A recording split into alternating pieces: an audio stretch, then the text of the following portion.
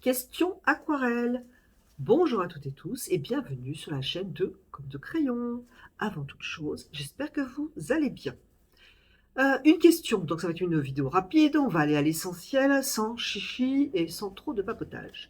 Alors la question donc, qui m'a été posée, c'est, et je pense que ça va concerner beaucoup de monde, comment éviter l'effet gouache? Question très intéressante. Je vais donc aller à l'essentiel.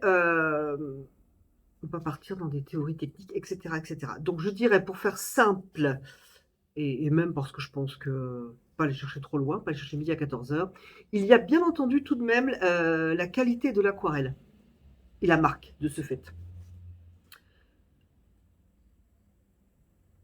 Pour avoir une aquarelle qui ne fasse pas gouacher, qui fasse transparente, il faut déjà avoir une bonne marque et une bonne qualité d'aquarelle.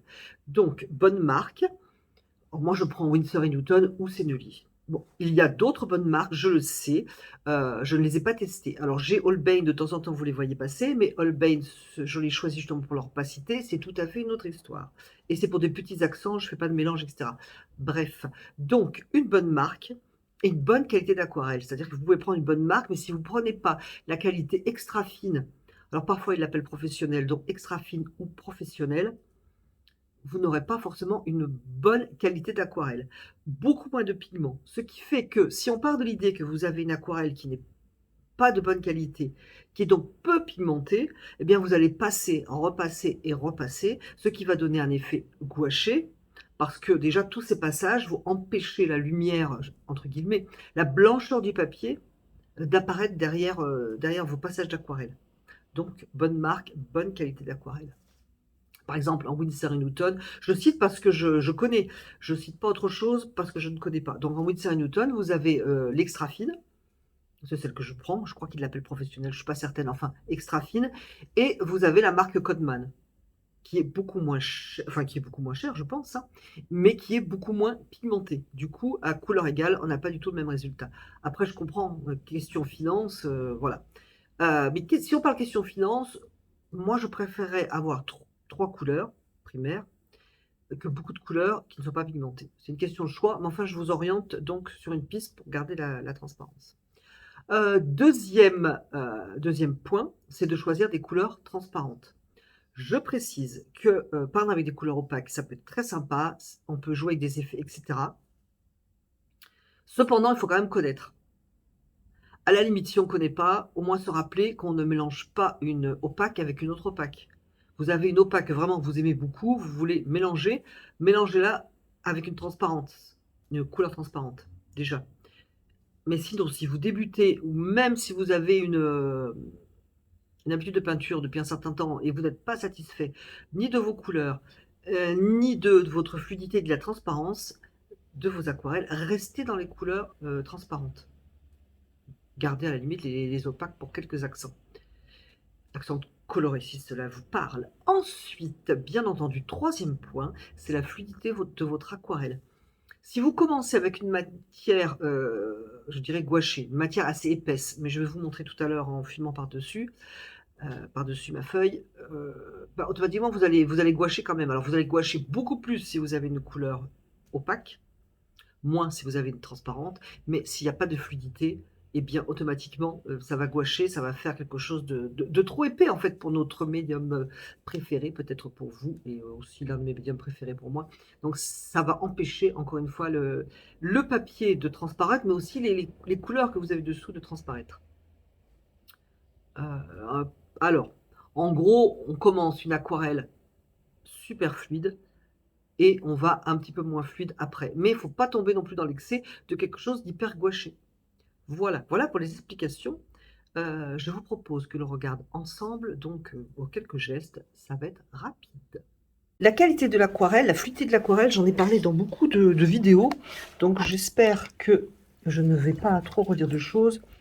Je vais prendre un bleu, parce que comme ça, voilà. Je vais prendre un bleu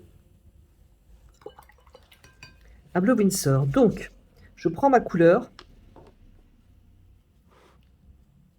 je la mets ici, dans le fond de ma palette, donc où je peux ajouter de l'eau pour avoir la fluidité et aussi la valeur à la limite, mais la fluidité. C'est pour ça que si vous avez aussi, j'ai oublié d'en parler lorsque je blablatais, mais si vous avez des godets, c'est beaucoup moins humidifié, c'est plus compressé la couleur aquarelle en godet et donc c'est plus difficile d'avoir de la fluidité, surtout, suivant certaines marques. D'ailleurs, nos couleurs aussi, certaines couleurs, sont plus difficiles à fluidifier, à avoir de l'humidité. Par exemple, moi j'ai le je sais pas si on voit là, j'ai du Brave Indique ici, qui est un semi, transparent. Il est plus difficile, à humidifier, je dirais. Donc pensez-y, si vous avez des godets, prenez vraiment la couleur dans votre, godet. Hein, ici, c'est de la couleur en tube. Venez dans le fond de la palette, ajoutez de l'eau et donc ce qu'il faut pour avoir la fluidité, là, c'est penché d'ailleurs, donc ça fluide, ça ça file. Ça file en bas de la palette, ça descend. Appuyez, hein, surtout si vous n'avez pas l'habitude, appuyez sur la touffe, ça doit couler. Alors je vais le montrer dans l'autre sens parce que là, je ne sais pas si on a vu, je vais prendre l'autre main. Donc on prend sa couleur, on essaie de bien la fluidité et on appuie sur la touffe et ça doit couler. Là, c'est fluide. Donc si vous avez une couleur fluide, alors j'ai pris un papier, une chute de papier. Si vous avez une couleur fluide, que vous avez vérifié la touffe, comme je viens de faire, ici vous devez avoir une goutte. Donc c'est cette petite goutte que vous attrapez pour faire glisser vraiment du bout du pinceau la couleur. Et de cette manière, vous aurez toujours une aquarelle non gouachée, transparente. Couleur transparente, une bonne marque, si possible de bonne qualité, la fluidité, et ça ne sera pas gouaché. Si vous passez...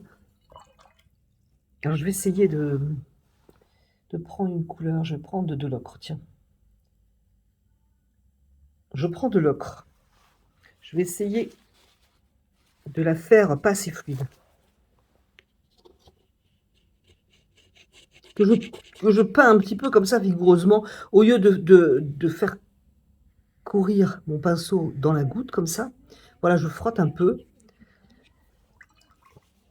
Je ne suis pas satisfaite, je laisse sécher et je reviens dedans après. Plutôt, je reviens dessus après.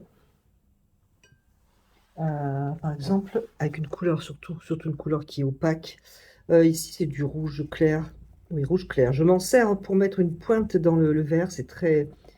Je trouve c'est joli, j'aime bien le résultat. Pour calmer un vert trop intense comme le vert Windsor. Bref, mais je m'en sers pas pour peindre en fait. Donc, si je reviens dessus parce que je suis pas satisfaite. Alors, je touille ou je rappuie. Voilà. En plus, donc c'était pas fluide. Je reviens dessus. Ah, automatiquement, ça fait gouache. Là, je passe qu'une fois. Parce que je pense que les personnes qui ont un effet trop gouaché passent aussi plusieurs fois avec des aquarelles donc non fluides. Des aquarelles peut-être pas transparentes. Et donc, au bout d'un moment, finalement, ça fait de la gouache. Voilà, j'espère avoir fait le tour de la question de cette petite vidéo rapide. Et je vous remercie d'avoir regardé, écouté cette vidéo. Et je vous dis à bientôt sur la chaîne de Comme de Crayon.